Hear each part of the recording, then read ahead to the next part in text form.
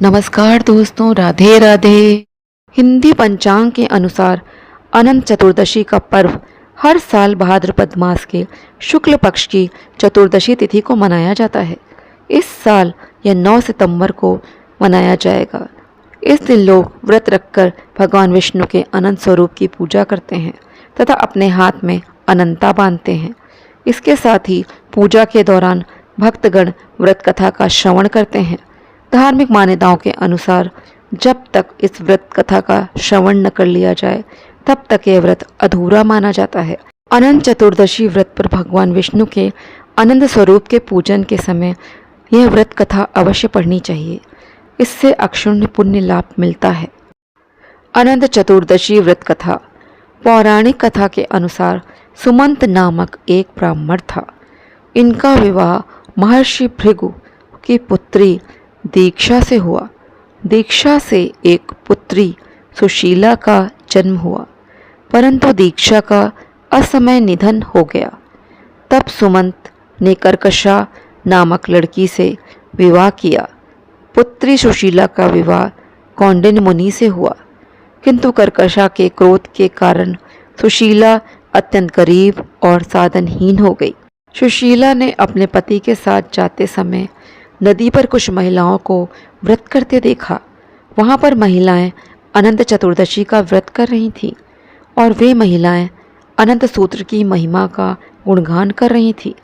कह रही थी कि अनंता बांधने के समय इस मंत्र को पढ़ना चाहिए। अनंत सूत्र बांधने का मंत्र। अनंत संसार महासमुद्रे मग्नम समभ्युदर वासुदेव अनंत रूपे विनियोजयस्व ह्यनंत सूत्राय नमो नमस्ते। मंत्रार्थ। हे वासुदेव, अनंत संसार रूपी महासमुद्र में मैं डूब रही हूँ, आप मेरा उद्धार करें। साथ ही अपने अनंत स्वरूप में मुझे भी आप विनियुक्त कर लें। हे अनंत स्वरूप, आपको मेरा बार बार प्रणाम है। महिलाओं द्वारा व्रत करने और अनंत सूत्र बांधने को देखकर सुशीला ने भी ऐसा ही किया। उसके बाद उन्हें अनंत सुख मिला, किंतु कौंडिन्य मुनि ने एक दिन गुस्से में आकर अनंत सूत्र तोड़ दिया। इसके बाद वे फिर से उन्हीं कष्टों से घिर गए। तब सुशीला ने अनुनय और विनय के साथ क्षमा प्रार्थना की। तब अनंत देव की उन पर फिर से कृपा हुई। अनंत सूत्र की कथा। एक बार कौंडिन्य मुनि की पत्नी सुशीला ने सुख संपत्ति की इच्छा से अनंत चतुर्दशी का व्रत रखा। इसके बाद अनंत सूत्र को अपने बाएं हाथ में बांध लिया। भगवान अनंत की कृपा से सुशीला धन धान्य से संपन्न हो गई।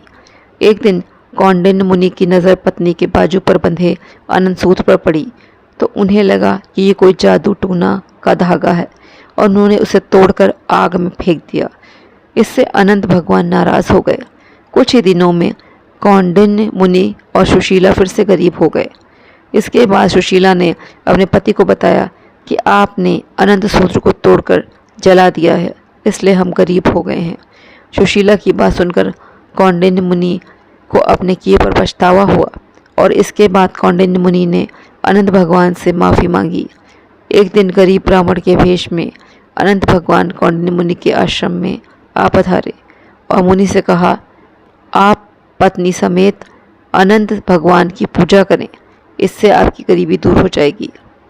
ब्राह्मण की आज्ञा मानकर मुनि ने पत्नी समेत अनंत भगवान का व्रत रखा और अनंत सूत्र को बाजू में बांधा, जिससे उनकी गरीबी समाप्त हो गई। इस व्रत के दौरान व्रती को भोजन में नमक का इस्तेमाल बिल्कुल भी नहीं करना चाहिए। अनंत चतुर्दशी का व्रत हम लोग बड़े ही श्रद्धा भाव से रखते हैं। मान्यता है कि भगवान अनंत ने सृष्टि के प्रारंभ में 14 लोकों की रचना की थी। इन लोकों का पालन करने के लिए भगवान स्वयं भी 14 रूपों में प्रकट हो गए, जिससे वह अनंत प्रतीत होने लगे। इसलिए अनंत पूजा के दिन एक पात्र में दूध, शहद, दही, घी और गंगा जल को मिलाकर क्षीर सागर का निर्माण किया जाता है। उसके बाद फिर कच्चे धागे से बने 14 गांठों वाले अनंत सूत्र को भगवान अनंत को क्षीर सागर में ढूंढते हैं। पूजा के पश्चात इसी धागे को भगवान का स्वरूप मानकर पुरुष अपने दाएं बाजू में बांधते हैं और महिलाएं इस धागे को बाएं बाजू में बांधती हैं। अनंत के 14 गांठों में प्रत्येक गांठ एक एक लोक का प्रतीक होती है, जिसकी रचना भगवान विष्णु ने की है। इन प्रत्येक गांठों में भगवान के उन 14 रूपों का प्रतीक माना जाता है। श्री हरि के जो रूप 14 लोकों में वास करते हैं। शास्त्रों के अनुसार उपनयन संस्कार के बाद ही 14 गांठों वाला सूत्र पुरुष को धारण करना चाहिए और महिलाओं को विवाह के बाद 14 गांठों वाला अनंत सूत्र धारण करना चाहिए। तो आइए जानते हैं अनंत सूत्र धारण करने के समय कौन कौन से नियमों का हमें पालन करना चाहिए। अनंत सूत्र भगवान विष्णु का प्रतीक होता है, इसलिए जो व्यक्ति इसे धारण करता है उसे मन, क्रम और वचन से वैष्णव होना चाहिए। वैष्णव होने का मतलब है कि व्यक्ति को झूठ, दूसरों की निंदा, मांस, मदिरा का सेवन नहीं करना चाहिए। जो व्यक्ति इस नियम का पालन नहीं करते हैं उन्हें अनंत धारण करने का कोई पुण्य फल नहीं मिलता है। इस सूत्र को धारण करने वालों के लिए दूसरा नियम यह है कि इसे पूरे वर्ष धारण करें और अनंत चतुर्दशी के दिन पूजा के समय नए अनंत सूत्र को धारण करते समय पुराने अनंत सूत्र का विसर्जन कर दें। 14 दिन इसे धारण करने के बाद प्रणाम करके किसी नदी में विसर्जित कर देना चाहिए। तो दोस्तों, आज का वीडियो मैं यहीं पे समाप्त करती हूँ। वीडियो में दी गई जानकारी यदि आपको उपयोगी लगती है तो वीडियो को लाइक करें, शेयर करें। यदि चैनल पर पहली बार आए हैं तो चैनल को सब्सक्राइब ज़रूर करें। जय श्री कृष्ण, जय श्री राधे।